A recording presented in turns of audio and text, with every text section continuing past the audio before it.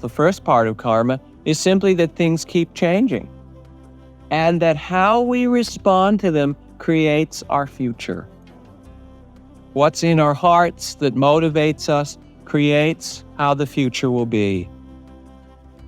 For example, you can have a knife and cut someone. If you're a surgeon doing it and your motivation is to heal, you get a certain kind of karma. If you're a murderer using that knife, you get a very different kind of karma.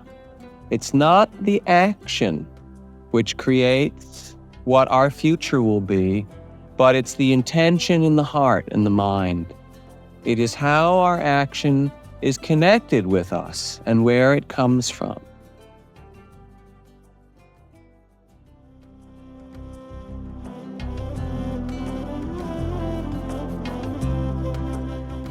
Hello, and welcome back to Jack Kornfield's Heart Wisdom podcast, nestled so sweetly here in Ram Dass's Be Here Now network. I'm Ganesh, Jack's assistant, welcoming you to episode 221, A Life of Awareness. This episode is the second part to last week's episode, Awareness of Feelings, Mindfulness of Food, and takes place New Year's Day, 1988 at Spirit Rock Meditation Center. This episode is all about the law of karma and how we can move past our karmas to live a life of awareness. Each of us have ingrained habits, not just the actions that we do, but the reactions to the various things that go on inside our head and the various feelings that we have inside of our body. And what Jack offers here is perspective to help us from getting caught in these habitual cycles which have ailed us for lifetimes and lifetimes. I feel we generally see our lives as this linear thing just kind of happening to us and stuck in this habit again. But if we take Jack's prescription from this episode on overcoming these habits and karmas by bringing them into awareness and discerning our feelings, our somatic body feelings, from these stories in our mind which get us entangled and can create so much turmoil and frustration in our lives. If we can, in the moment, bring awareness in, we can, instead of just moving in this linear fashion, in this circle, in this cycle, we can start to spiral up. We can take a step up. The awareness is what gives us a vote. And that vote is a ticket to sculpting your own life, a life in mindful, loving awareness, a life that is dictated by wisdom and syntropy rather than entropy, a life of harmony. So that's what this episode offers, and I hope you enjoy it.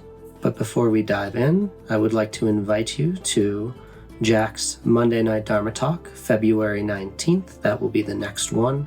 It is for Spirit Rock, and it is online and pay what you can. And as I've said before, is truly the guru bead on the mala for all things Jack. This is where you can touch in with him and hear what he has going on in his heart about the world and any other lessons that he wants to share that week. You can go to jackkornfield.com and go to events to sign up and register for that. Otherwise, I implore you to sign up for the Jack Kornfield newsletter at jackkornfield.com/newsletter. There's always some really good deals going on in there for various courses that we have, as well as a lot of cool free offerings that we like to share as often as we can. And there we have it. This is episode 221, A Life of Awareness. I truly hope you enjoy this and it helps you past any difficult karmas or habits that you may find yourself in. My heart is with you, and I'm sure everybody else who listens to this, their heart is with you as well. May you be happy, may you be healthy, may you help others through the authenticity of your own being, and may your heart be smiling. Namaste.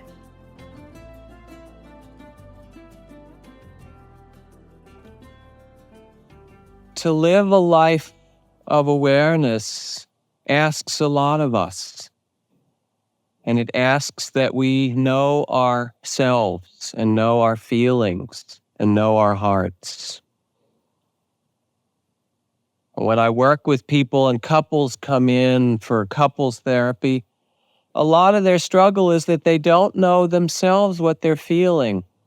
Or if they do, they don't know it well enough to bring it into awareness and share it with another person. They get stuffed. We're unconscious. We act out of habit. We're busy. And to become aware is to listen inside with integrity, to find our integrity to our actions, to our words, to our hearts. In his teaching, the Buddha put a great emphasis on feeling. In the teaching of the cycle of dependent origination that I taught last year and may do again this winter, which is the cycle of us getting lost in our actions in an unconscious way, the Buddha said that the place where we can find freedom is in relation to our feelings. Generally, we are unconscious and the mind moves. There are all these reactions of mind. When pleasant things arise, there's a pleasant taste. What do? We grasp to have more of that pleasure. When unpleasant things arise, quite unconsciously, the mind moves to resist it, to not feel it, to avoid it. And so we go through our life not very much in the present, trying to avoid a lot of things and trying to hold on to others even though they're changing, doing this dance, fearing certain things and grasping after others, and not so in touch with our hearts, with our bodies, with our breath, with this moment, with one another. We get caught like a puppet in that way. And the worldly winds keep changing. There are 8 winds: pleasure and pain, fame and disrepute, gain and loss, praise and blame. Do you know them? That's what our life is: praise and blame and praise, and pleasure and pain and pleasure, and gain and loss, and fame and disrepute. It changes. And when we're not conscious and not aware, what we do is react to each of these winds as they change. I like that, I hate that, I want more of this, I want less of that. And we're caught like a puppet, kind of automatically. To understand the law of karma, the law of change, is to be able to live wisely. First of all, the first part of karma is simply that things keep changing, and that how we respond to them creates our future. What's in our hearts that motivates us creates how the future will be. For example, you can have a knife and cut someone. If you're a surgeon doing it and your motivation is to heal, you get a certain kind of karma. If you're a murderer using that knife, you get a very different kind of karma. It's not the action which creates what our future will be, but it's the intention in the heart and the mind. It is how our action is connected with us and where it comes from. All the peculiar questions people ask about karma. Well, what if you killed somebody in order to save a whole lot of other people? Would that be good or bad karma? It would be what's called mixed karma, right? But what really matters is, what is your intention to do it? Do you think you could do that out of pure compassion? Or would there be hatred and aversion or fear in it? Because the states from which we act are what color our action and create the world around us. Yet we act so much out of habit. In Buddhist tradition, again, it's said that the moment of death is a very significant one because it's a moment that creates what may happen afterward. And there are 4 kinds of karma that are operative in the moment of death. if you want to learn a little Buddhist psychology tonight. They're called weighty, proximate, habitual, and random karma. Weighty karma means you did some really big deed in your life, like you killed somebody, or maybe even you killed a relative or someone very close to you. Or that's weighty bad karma. Or you had some very powerful awakening or enlightenment or some deep realization that came. That's weighty positive karma. And those things are so powerful that they tend to overshadow anything else at the moment of death. Then if that doesn't operate, the second one is proximate karma, which is to say that karma of what is going on, what's associated at that particular time. What are the circumstances? What's the nearest thing that's happened? So if you had a good day or a bad day and you're not very mindful, that will influence your death moment a lot. What's around that time? The third is habitual karma, and this is the one that operates most frequently. What's your mental habit? If your habit is to be loving, that's likely to happen when you're dying. If your habit is to be angry, that's likely to happen. If your habit is to be fearful, that's likely to happen. If your habit is to be able to move with change gracefully, that's likely to happen. And then the last is called random karma. If none of these are operating, then it's just one karmic moment out of your storehouse. The image, the metaphor that's used is of cows. This may help you. The Buddha used a lot of agricultural metaphors, but the metaphor is this. Weighty karma is like the bull. You open the gate and everybody moves out of the way and the bull goes through because he's the biggest guy in the pasture. Proximate karma is whatever, when you open the gate, whatever cow is nearest to the gate goes through. That may be so. Habitual karma is whatever cow is used to leading, because cows go in certain order as well. And so it's whatever cow is generally the one to go back to the barn. And random karma is if there isn't a big bull and there's no habitual cow and there isn't one cow particularly close to the gate, then whatever cow happens to be nearby will go through the gate first. But what's most striking about all of these kinds of karma is how much they talk about our habit. That what we do and what we become is based a lot on our habit, our conditioning. And what awareness is about is the possibility of waking up and not living so asleep, not living so much from habit. Where's my curmudgeon book here? George Bernard Shaw. The trouble with him is that he lacks the power of conversation, but not the power of speech.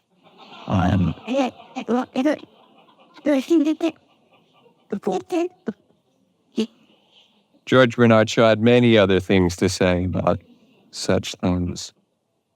So much of our life is on automatic pilot if we haven't cultivated awareness, and yet we can do it.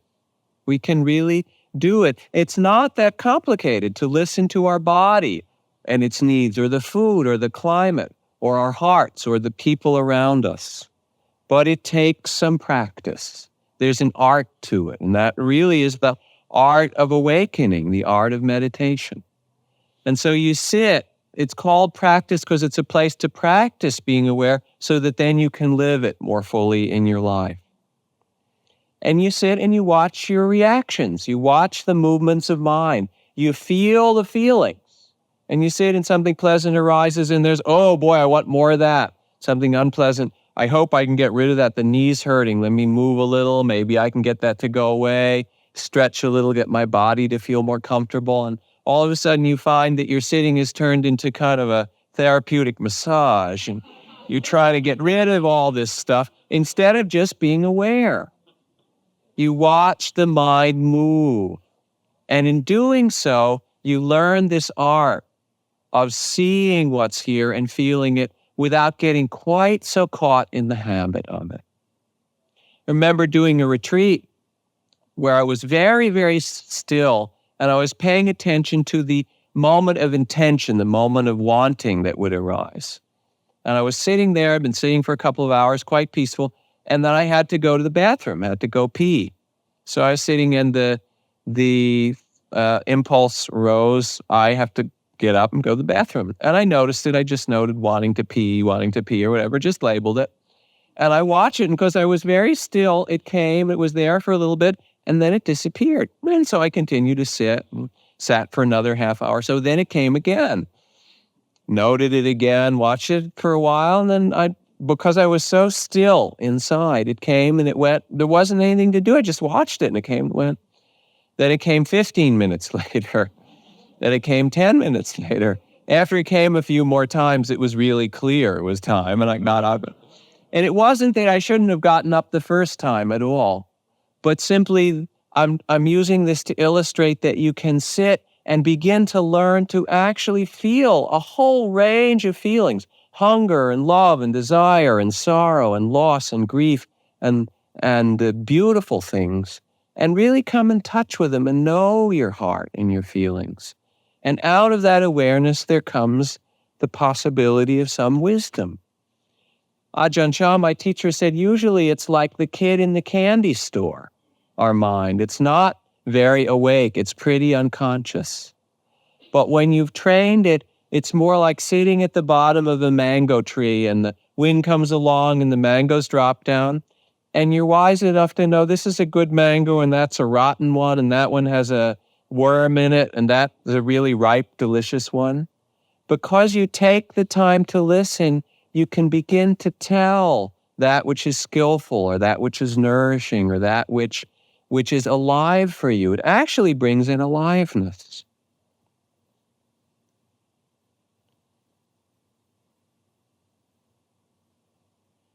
Wisdom comes, understanding, living wisely, comes through this cultivation of awareness.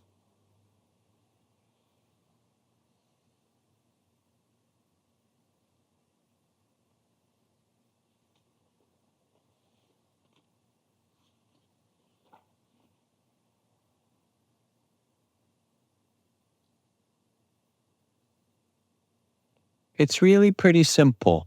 Spiritual practice is not very complicated. It doesn't require a special costume. It doesn't require a lot of special rituals, although rituals can be very beautiful. It doesn't involve some exalted states of mind necessarily. It's really knowing where we are and listening. And through that, wisdom comes. If we learn to pay attention and feel what's in us and understand through that attention what goes on in our hearts and our actions and our motivations. So I ask you some questions in your meditation or for your life if you want to work with it. Start to listen and see what motivates you most of the time when you speak. Is it communion? Is it love? Is it compassion? Is it wanting to share? Is it loneliness? Is it boredom? Is it nervousness? Is it fear? What is it? Just listen enough. What is there that motivates you as you eat? Or as you do your work? Or as you interact with people around you? Just begin to pay attention and listen.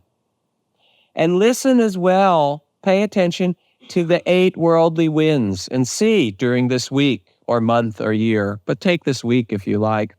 See if you don't notice, because you look, how quickly praise and blame and pleasure and pain and gain and loss change for you, even in the course of a day or an hour.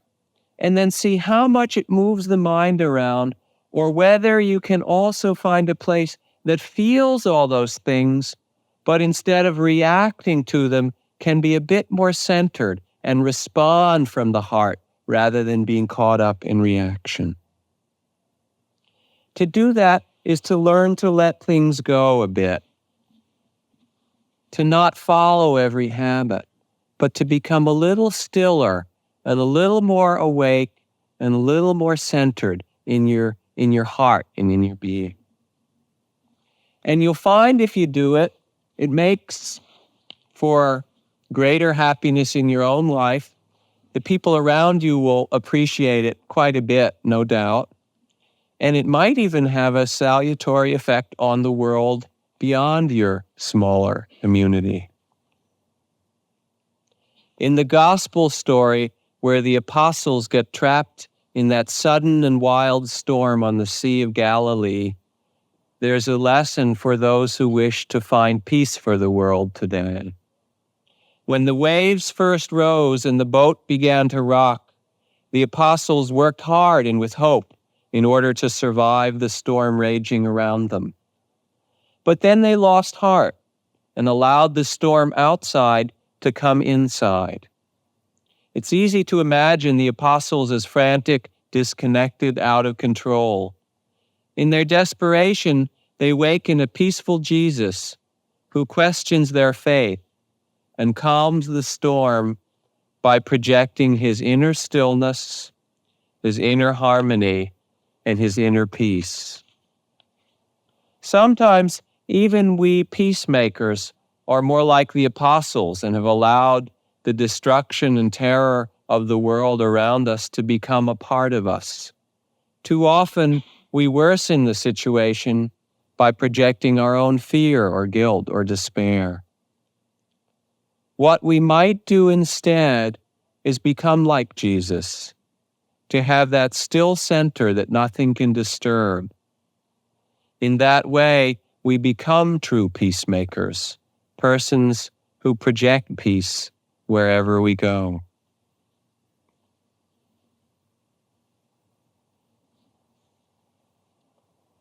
Any questions or thoughts or comments or whatever you like, please? Yeah. Did everybody hear the question? She said she's pretty good at identifying her feelings, but then they last a long time when she gets caught up in the content. This is a very useful question because the content which you talk about, one could also call the story, right? And the story, in some ways, is the thought rather than the feeling.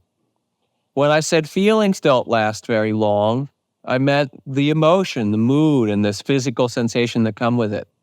The story goes on for a long time. In fact, you will find that the story will go on as long as you want to play it.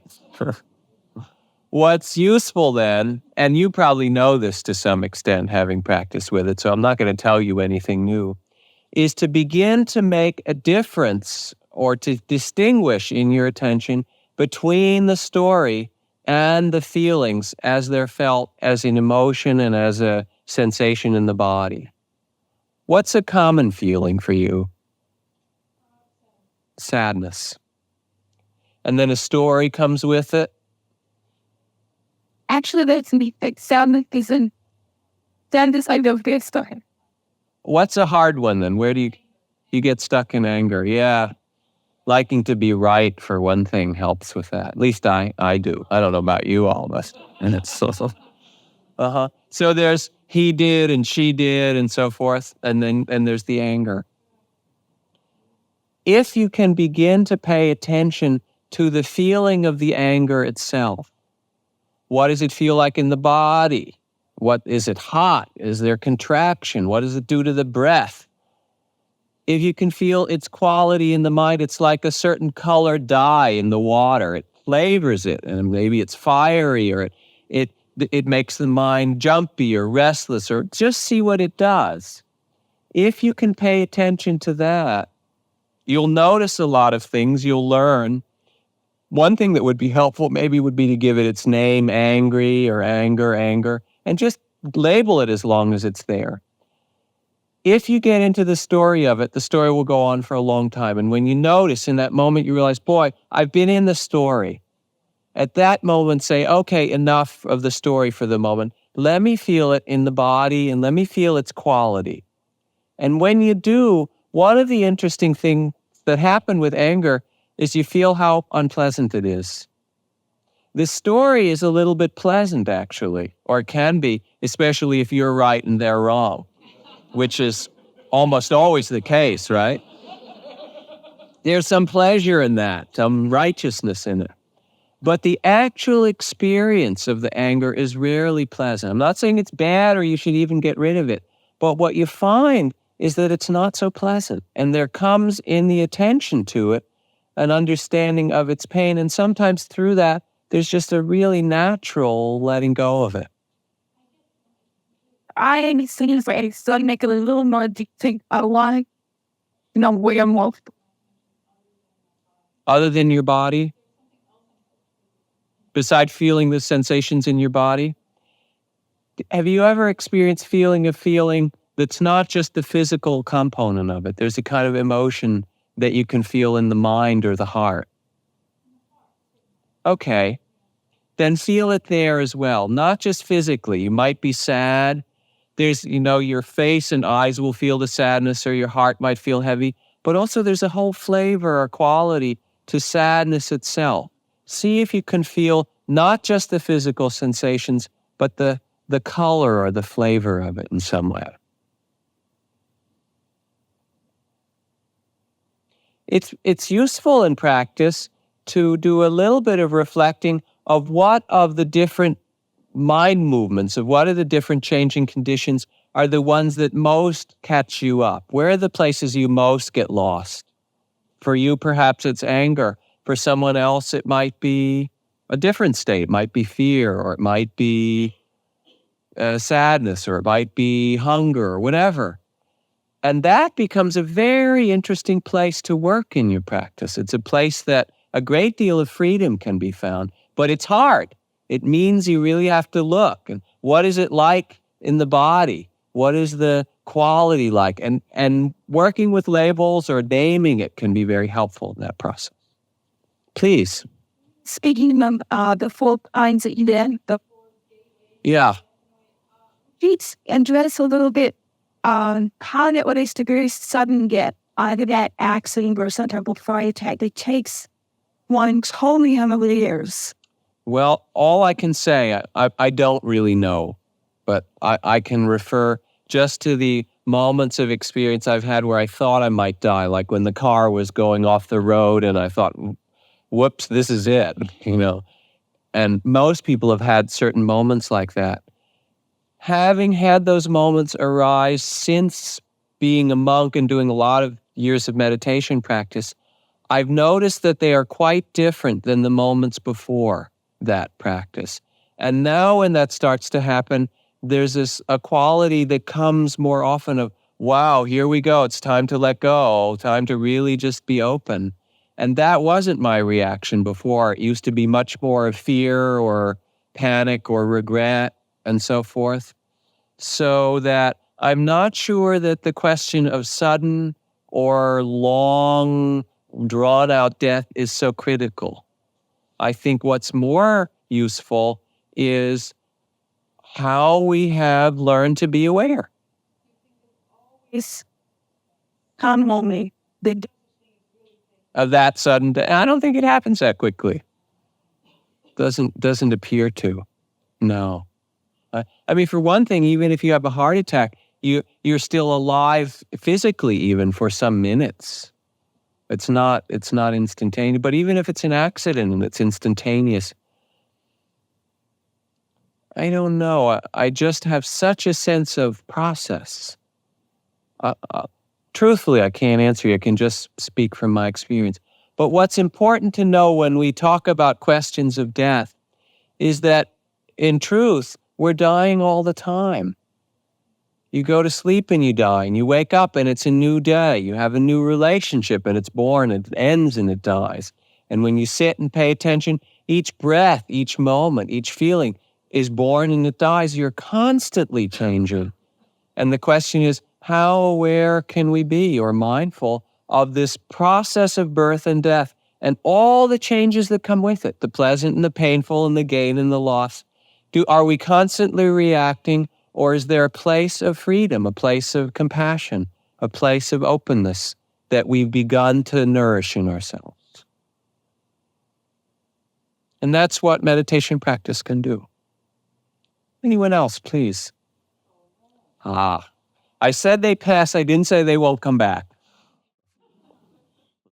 And not only that, sometimes they can pass away and something worse will come. You're sitting there and you feel afraid and you're willing to pay attention to it and you note fear, and you try to make your peace with fear. Fear, maybe 6, 8, 10 times and you're a little scared. And then the fear goes away and you realize instead there's terror and it's worse. You're not afraid anymore, you're terrified. And there's a whole new feeling and a new set of thoughts that go with it. So it can go all different directions. But what happens as you pay attention, even in that, is you start to feel it as a very alive, dynamic process, rather than you're stuck in it. Even when fear turns to terror, turns to depression, turns to anger, turns back to fear again, or whatever, if that's the sequence you observe, if you really pay attention, you feel its very aliveness. And in that, it releases you from being caught in just one part of it. It starts to open you up, and you start to relate to it, again with some wisdom. Please. Well, you said when you get down to the bottom of things, they'll go away. What do you often find? Yeah, what kind of things do you find down there as the causes for those feelings? Fear of the unknown, being out of control or not knowing? It's a useful question. Sometimes it's really helpful to reflect. In meditation, there's a whole class of reflective meditations. If something's coming and it repeats itself a number of times, it's a signal that something needs attention. And then you can reflect. And sometimes in doing so, you're able to let go of it. That's very skillful. However, sometimes you can reflect and know damn well the cause of it. He did that, or she did that, and I know why I'm sad or angry or whatever. And you know it, or at least on one level, you know it pretty well. But it still comes anyway. And in some ways, that will often repeat. A grieving or a loss or injustice or something like that may repeat, in part because it just hasn't been felt enough. It hasn't been accepted in a deep and full. So your question is useful, and sometimes that reflection is helpful. Oh, so you're not saying, just keep. No, if it repeats often, you can do some reflection. Or you can ask yourself this question: what have I not accepted? If you want to ask yourself a good question in changing, in your experience, what is it that's true, that's just a fact, that I have not accepted? And very often the answer will show itself right away. And with a poem from Kabir and then a few announcements, actually from Rumi, from The Ruins of the Heart. Both the rose and the thorn appear together in spring, and the wine of the grape is not without its headaches. It all comes together. Pleasure and pain, joy and sorrow, birth and death. Do not be an impatient bystander on this path. By God, there is no death worse than expectancy. Set your heart on hard cash if you are not counterfeit, and listen to my advice if you are not a slave of habit and other such things. Don't falter on the horse of the body. Go lighter on your feet. Let go of your worries and become completely clear-hearted, like the face of a mirror that contains no images. When it's empty of forms, all the forms are contained within it. If the coarseness of metal can be polished to a mirror-like finish, what polishing does the mirror of the heart require? If you want a clear mirror, behold yourself. When it's empty of forms, all forms are contained within it. Behold yourself and see the wondrous truth which the mirror reflects.